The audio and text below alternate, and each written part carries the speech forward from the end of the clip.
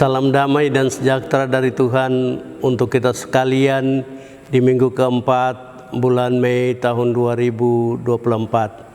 Saudara-saudara sekalian, di minggu keempat kita akan membaca dan merenungkan firman Tuhan, Kisah Para Rasul pasal 4 ayat 23 sampai 31 dengan tema pemberdayaan yang dikehendaki Tuhan.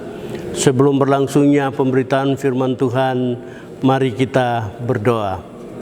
Bapa kami yang ada di surga, dikuduskanlah namamu, sebab pada minggu keempat bulan Mei tahun 2024 ini, kami rindu untuk mendengar firman Tuhan yang mengajarkan kepada kami tentang pentingnya doa dalam kehidupan dan pekerjaan dan pendapatan kami seminggu lamanya. Kami mohon Roh Kudus ada di sini, supaya kami di sini dan di mana-mana tempat dapat berkat dari pekerjaan pemberitaan Injil. Amin. Saudara-saudara, banyak orang bisa menerjemahkan arti doa. Pada kesempatan ini, saya mengajak kita sekalian untuk beri perhatian kepada arti doa yang lebih simpel, yang lebih sederhana, yaitu manusia melakukan tindakan-tindakan yang penuh percaya kepada Tuhan. Manusia melakukan tindakan-tindakan mengabdi kepada Tuhan. Dengan doa, manusia sedang dan terus bergantung kepada Tuhan. Yesus Kristus semasa hidup dan bekerja, setiap kali mengambil waktu yang penuh untuk berdoa kepada Bapa di sorga. Yesus terus mengajak orang untuk bekerja, tapi jangan sampai mengabaikan doa. Ada satu doa agung yang Yesus ajarkan, doa Bapa kami. Doa itu sangat simpel, doa itu sangat sederhana, dapat diucapkan dan dilakukan tidak hanya oleh orang dewasa, tapi juga doa besar dan agung itu dapat dilakukan oleh anak-anak. Saudara, ketika hendak membuka tanah dan penduduk Papua pada tahun 1855, Otto dan Geisler memulai pekerjaan pemasyuran Injil itu. Otto dan Geisler mau memulai pekerjaan membangun kerajaan Allah di tanah Papua dengan doa yang hari ini kita sebut Credo Mansinam. Dengan nama Tuhan, kami memijahkan kaki kami di tanah Papua. Doa itu simpel, doa itu sederhana. Tapi Otto dan Geisler yakin pekerjaan pemasyuran Injil di tanah Papua ini sangat berat dan tidak mungkin dilakukan tanpa mereka dua bergantung kepada Tuhan. Mereka dua dan semua pekabar Injil akan melakukan pekerjaan pemasyuran Injil di tanah dan penduduk yang pada mula-mula dikatakan kafir dan merana itu, apabila semuanya bergantung kepada Tuhan. Mereka dua berdoa, dengan nama Tuhan kami memijahkan kaki ini di tanah ini. Otto dan Geisler mau bilang juga bahwa supaya Tuhan membuka mata dan hati orang-orang Papua, supaya mereka juga tunduk bergantung kepada Tuhan. Mari kita lihat bagaimana Petrus, Yohanes dan kawan-kawan bergantung, tunduk kepada Tuhan ketika mereka menerima Roh Kudus dan mau melaksanakan perintah Tuhan untuk memberitakan Injil dari Yerusalem, Yudea, Samaria sampai ke ujung bumi. Mereka menemukan bahwa tanpa doa, jika mereka tidak diberdayakan oleh doa, maka pekerjaan mereka akan banyak mengalami kesulitan-kesulitan.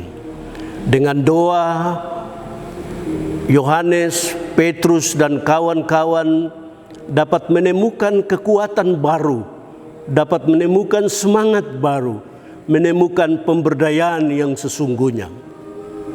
Ada hal menarik yang disampaikan oleh Lukas dari firman Tuhan ini. Selain murid-murid itu mengedepankan doa, secara rutin berdoa, mereka juga mengajak umat yang tadinya 3.000 dibaptis, kemudian ditambah 2.000 jadi 5.000 orang. Mereka bilang bahwa mari kita terus menerus berdoa.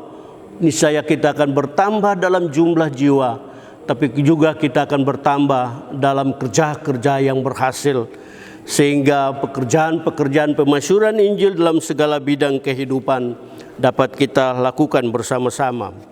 Saudara-saudara, dari firman Tuhan ini kita belajar beberapa hal. Pertama, segala hal bisa kita bangun hari ini di Kota Sorong, di Papua Barat, di tanah Papua, di Indonesia, dan di mana-mana tempat. Kita bisa bangun ini, bisa bangun itu. Tapi satu hal yang mesti tidak boleh kita lupa adalah bangun doa pribadi, bangun doa keluarga, bangun doa persekutuan, bangun doa bersama. Kebersamaan untuk membangun doa ini akan memudahkan kita, akan memberikan ruang-ruang baru untuk kita bangun ini, bangun itu dalam segala bidang kehidupan. Mengabaikan doa dalam segala impian-impian kita untuk membangun segala hal, ini menjadi tantangan-tantangan baru bagi kita sekalian. Kalau secara formal kita tidak dapat melakukan doa-doa yang lebih hebat, secara non formal kita dapat berdoa.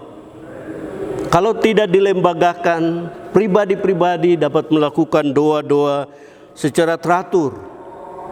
Hal yang kedua yang perlu kita kerjakan bersama-sama adalah banyak kali doa-doa kita itu kita mencari kemenangan pribadi. Itu tidak salah.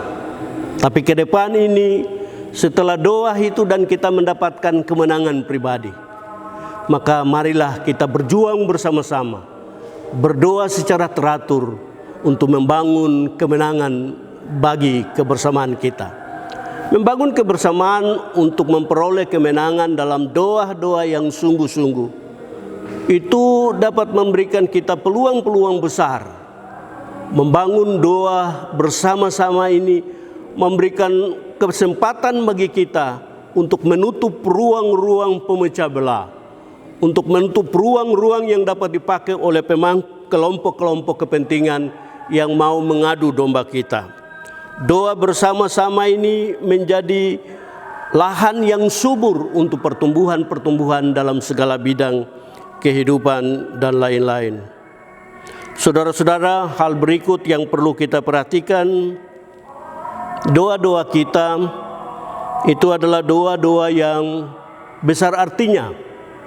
Kalau kita merenung kembali doa Bapa Kami misalnya, atau doa Otto dan Geisler misalnya, atau doa Bapak Ibu saudara-saudara sekalian, kita bisa menemukan bahwa jawaban-jawaban doa besar artinya bagi kehidupan. Jika kita berdoa mencari hadirat Allah, maka hati dan telinga Tuhan akan mendengar itu, dan Dia terus mengejar dan mencari di mana kita ada. Matanya akan tetap terbuka, hatinya akan jatuh pada kita yang berdoa. Saudara-saudara kita yang lain bisa berdoa 1 hari 5 kali. Kita pastikan mereka pasti mendapatkan berkat-berkat yang tentu. Bagaimana dengan kita yang hanya berdoa 1 tahun, ada 2 kali, 3 kali? Apakah doa yang minim ini akan memberi ruang kepada kita, Tuhan membuka tingkap-tingkap langit dan mencurahkan berkat-Nya bagi kita? Ataukah kita yakin bahwa doa yang minim ini tidak menolong kita? Kalau begitu, perbanyak waktu-waktu untuk berdoa secara pribadi, kelompok, persekutuan, lembaga. Doa-doa ini begitu penting. Kehidupan doa di zaman sekarang menjadi kebutuhan utama. Di tengah-tengah berbagai kesibukan-kesibukan kita, doa jangan sampai longgar. Berbagai kesibukan kita sisipkan gerakan doa bersama supaya kehendak Tuhan terjadi atas kita dan bukan kehendak kita. Saudara-saudara, selamat berdoa di minggu akhir bulan Mei 2024 dan selamat menikmati hasil doa di bulan Juni 2024. Tuhan memberkati kita yang setia berdoa sampai harinya tiba. Amin.